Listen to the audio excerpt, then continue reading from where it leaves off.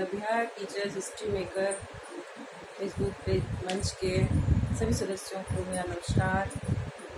मेरा मोबाइल मेरी शिक्षा के तहत वर्ग सप्तम का हिंदी पुस्तक का दूसरा पाठ मैं लेकर उपस्थित हुई हूँ। पाठ का नाम है नचिकेता। नचिकेता, जिसके बारे में हम लोगों ने कहानियाँ सुन रखी है। आइए उनकी कहानी को संक्षेप में जानें।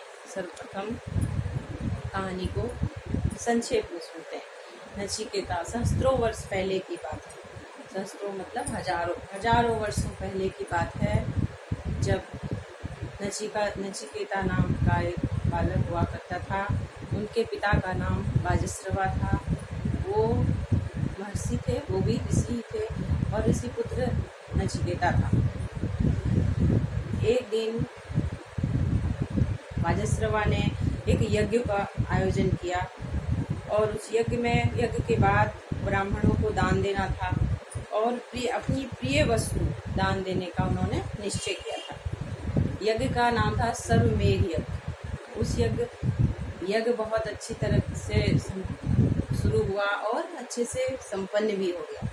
और जब दान देने की बारी आई तो बाजस्रवा गौशाला में गए और वहाँ जाने के बाद उनको लगा कि ये अच्छी गाय मैं कैसे दे दूँ इन ब्राह्मणों को। तो उन्होंने जो गरीब बीमार गायें थी वो उनमें से छांटा और जो दूध नहीं दे रही थी उन गायों को छांटकर ब्राह्मणों को देने लगे। नचिकेता सब कुछ देख रहा था और उसे अच्छा नहीं लग रहा था। उसे लगा कि पिताश्री ये क्या कर रहे हैं। फिर उसे रहा नहीं गया और वो अपने पिताश्री से पूछा कि पिताश्री आप ये क्या कर रहे हैं, आप ये कैसी गायें दान कर रहे हैं जिसका कि कोई उपयोग ही ना हो। आपने तो कहा था मैं अपनी प्रिय वस्तुएं दान करूँगा। तो पिता ने मुस्कुराया और फिर करने लगे जो कर रहे थे। फिर यही क्रम चलता रहा। ब्राह्मण भी ना खुश थे, उनको भी ये उम्मीद नहीं थी कि बाजस्रवा इस तरह का दान देंगे, लेकिन उनको इसी तरह का दान से संतुष्ट होना पड़ रहा था।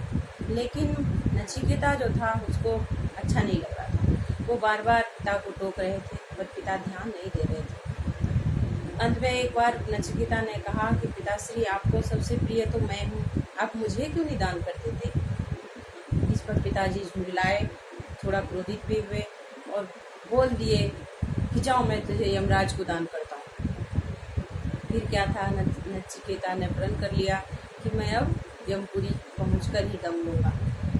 और उसने अपने पिताजी को प्रणाम किया और वहाँ से जाने की अनुमति मांगी। अब बाजस्रवा को ध्यान आया कि अरे ये मैंने क्या कर दिया। उसे पता था कि मेरा पुत्र बहुत ही दृढ़ निश्चयी है और ये जो बोलेगा वो करके रहेगा। इस तरह से नचिकेता पिता की आज्ञा लेकर वहाँ से निकल पड़ा यमपुरी के लिए। और चलते वो यमपुरी पहुँच गया। यमपुरी के द्वार पर जब पहुँचा तो वहाँ द्वारपालों ने रोक दिया कि बाहर रुको।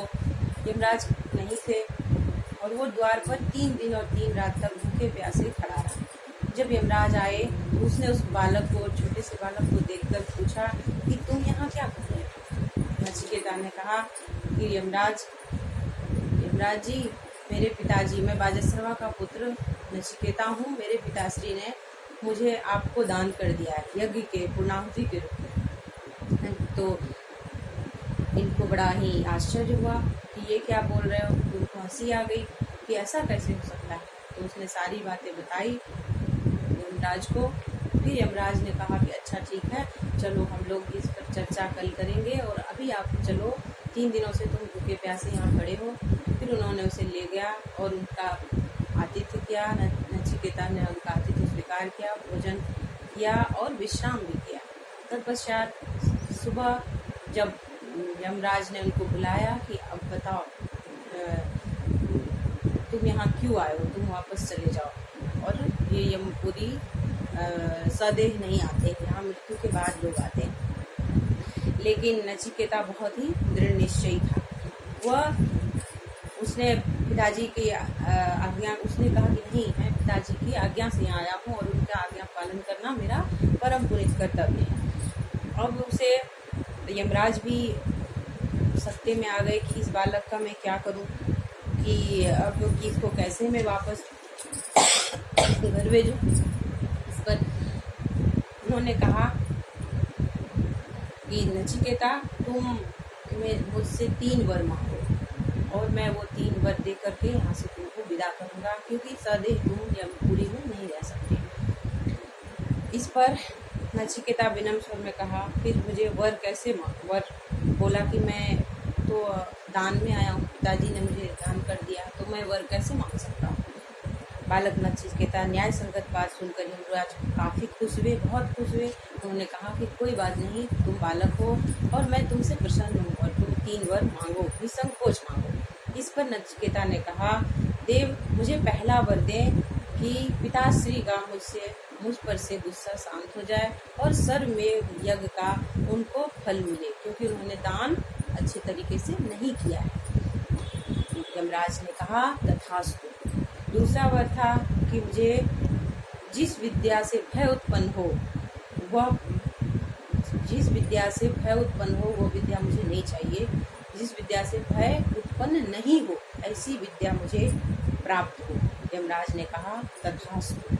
नचिकेता बोला, देव आप सर्वज्ञाता हैं, आप मुझे आत्मा का रहस्य समझाइए। इस पर यमराज बोले कि नहीं पुत्र, तुम अभी बहुत छोटे हो और तुम अभी आत्मा का रहस्य नहीं जान सकते। ये बहुत गूढ़ रहस्य है, ये तो बहुत अच्छों को नहीं पता होता।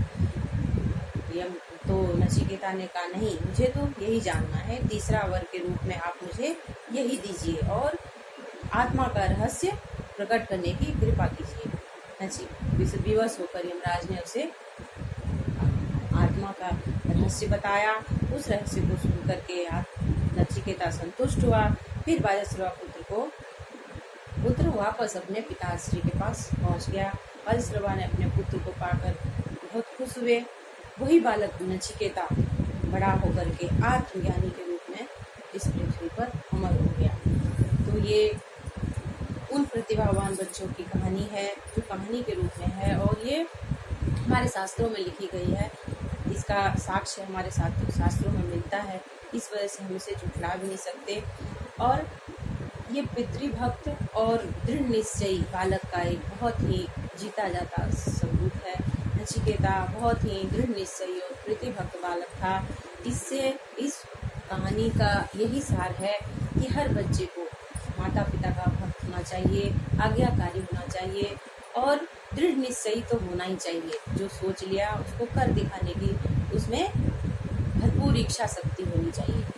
तो इस पाठ को हम लोगों ने संक्षेप में सुना एक कहानी के रूप में। कहानी, जब कोई भी कहानी हम सुनते हैं तो वो रोचक लगता है और रोचकता से बच्चे कहानी सुनते भी हैं। तो ये कहानी मैंने आपको संक्षेप में सुनाया और इसमें कुछ शब्द ऐसे हैं जो मुश्किल कठिन शब्द हैं, उनका आपको स्मरण होना, ज्ञान होना बहुत ही आवश्यक है। इसलिए मैंने इसे रखा है सहस्त्रों।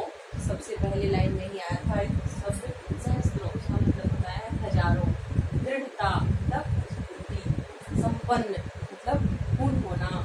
निरुत्तर, बिना उत्तर के, उत्तर ना हो वो बिना उत्तर के। निरुत्तर, प्रस्थान, पूछ करना, जाना।